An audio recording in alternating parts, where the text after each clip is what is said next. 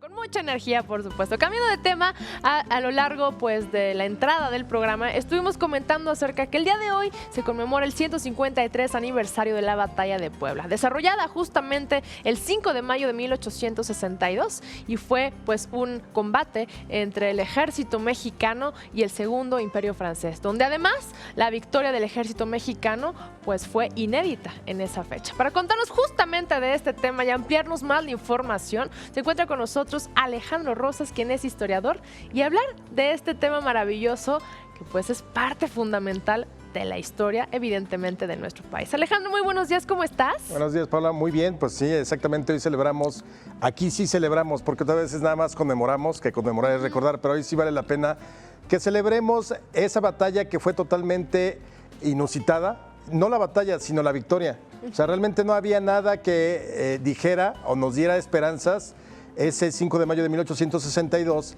porque el ejército mexicano era un ejército totalmente desarrapado, apenas comía, mal uniformado, mal armado, era el ejército que le había ganado a los conservadores en la Guerra de Reforma, tenía buenos generales como Zaragoza, como Porfirio Díaz, como Miguel Negrete, como varios otros, pero realmente estábamos además con la moral por los suelos, porque 2 meses antes había estallado un polvorín y habían muerto 2,000 soldados de varios batallones de Oaxaca, que iban hacia Puebla para enfrentar a los franceses. Entonces, todo estaba en contra. Además, Francia llegaba, digamos, como dicen en los momios de las apuestas, pues favorito.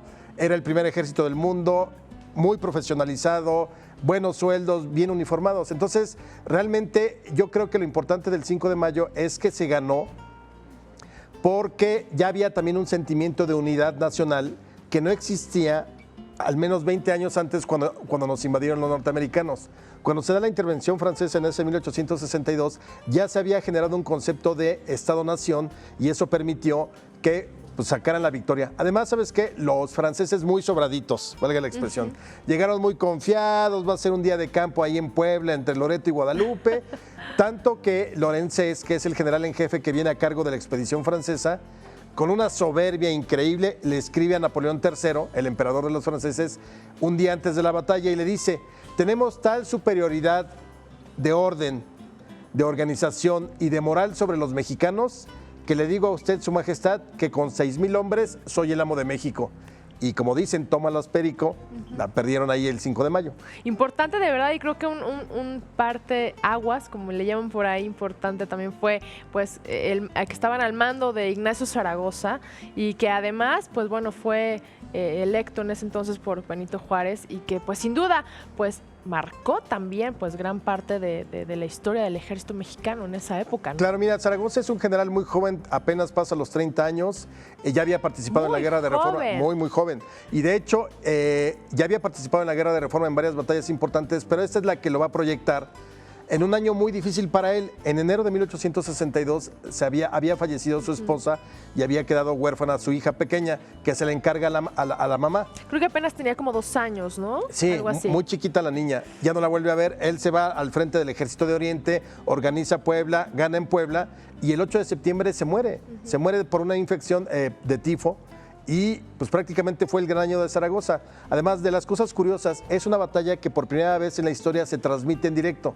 Entonces había un telégrafo en Puebla, en Guadalupe o en Loreto, no recuerdo en dónde, y el otro telégrafo era el que estaba en la Ciudad de México, que casi tengo certeza de que estaba en el Palacio Nacional.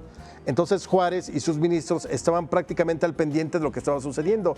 Ya hay como 7, 8 telegramas de Zaragoza donde te va diciendo minuto a minuto, ahí se ve la vanguardia de los franceses, se rompen las hostilidades, ahí te avisa con los telegramas de cómo cae un aguacero que ayudó mucho a los mexicanos cerca de las 2:30 de la tarde y cómo al final el último telegrama es el que todos conocemos como las armas nacionales se han cubierto de gloria. Y tocas un tema muy importante porque algo que caracterizó justamente a la batalla de Puebla sin duda fue pues ese aguacero que cayó, ¿no? La gran lluvia, la gran tormenta y que aún así pues la victoria del ejército mexicano pues fue maravillosa. Maravillosa y sorprendente. Porfirio Díaz en sus memorias cuenta que la noche de la batalla él bajaba al campo de batalla para ver los cuerpos de los franceses, de los zuavos, porque no daba crédito que hubieran podido ganar. Sí, es algo totalmente sorprendente. Ahora, mucha gente se pregunta en estos días por qué el 5 de mayo se festeja con mucho ánimo, ahínco y júbilo en Estados Unidos, sobre todo por la comunidad latina, ¿Y por qué la gente allá cree que es el Día de la Independencia? Bueno, yo tengo una teoría.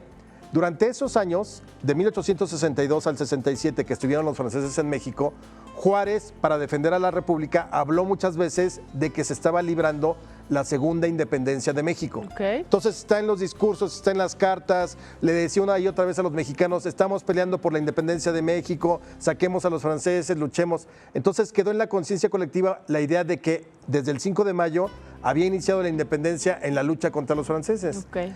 Yo me imagino que con todos estos movimientos migratorios que se van a dar después de la guerra y ya durante el siglo XX, mucha gente se llevó la idea de voz en voz y de generación en generación de que se había peleado la independencia. Por eso muchos compatriotas y inmigrantes que viven en Estados Unidos han de creer que el 5 de mayo es la independencia. No están del todo equivocado porque Juárez lo manejó como la segunda independencia de México, pero es una celebración que nos refiere a 1862, no a nuestra independencia original de España de 1810. Sí, y en efecto, tienes toda la razón. Justamente los norteamericanos pues tienen la idea en la cabeza de que pues se celebra la independencia de México, la segunda independencia, como bien lo comentas, y de verdad es un motivo de celebración, es una fecha especial, conmemorativa también para ellos y evidentemente de toda la gente o los mexicanos que viven y radican allá. Bueno, una cosa rápido. ¿Sí? Hay quienes dicen que no deberíamos celebrar porque luego llegaron los franceses y perdimos.